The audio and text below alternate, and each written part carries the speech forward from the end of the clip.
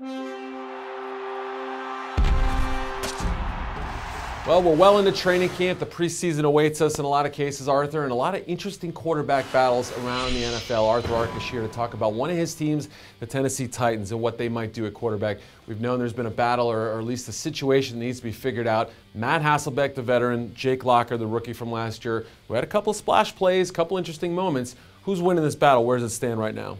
He did have a couple splash plays, there's no question. Hasselbeck also had one of his finest years, and that's what makes this so tricky. I would have to say right now, it's dead even. I know that may not be what people want to hear. That's the truth. It's been back and forth in camp. Hasselbeck will have a good day. Locker will have a good day. So I think that really head coach Mike Munchak has identified the third preseason game as when he wants to have this battle decided on. I think it's going to take those preseason games when the you-know-what starts flying to know when these guys are going to separate themselves. Well, it raises an interesting question, Arthur, because if you have, let's say they continue to play even for the rest of the way, does that mean they go with the veteran because he's the safer option, they feel like they know what they've got, or do they just say, hey, this is now the second year into Jake Locker's contract, we want to see what we have? Where do you think, if everything remained even, where would they go?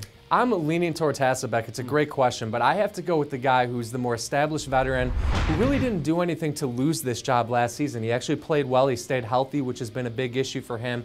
And I think when you're talking about recognizing coverages, playing a little bit more consistently, I think Hasselbeck may have the edge there. I don't think anyone's going to argue Locker's upside is clearly, through the roof, is going to give him a clear, decided edge over Hasselbeck at that point. But I think this team feels like they can win now. They feel like they can win with both of these guys, but maybe Hasselbeck gives them a slightly better chance as it stands right now. And we've seen a lot of young quarterbacks around the league get their chance and in some cases do well. Is there any indication that Jake Locker, maturity-wise, mentally-wise, leadership-wise, isn't up to the challenge of being the starter? I don't think so. I think his intangibles are terrific and one of the biggest reasons why he was drafted last year. So that hasn't been an issue. We're hearing that both guys have had really nice off seasons.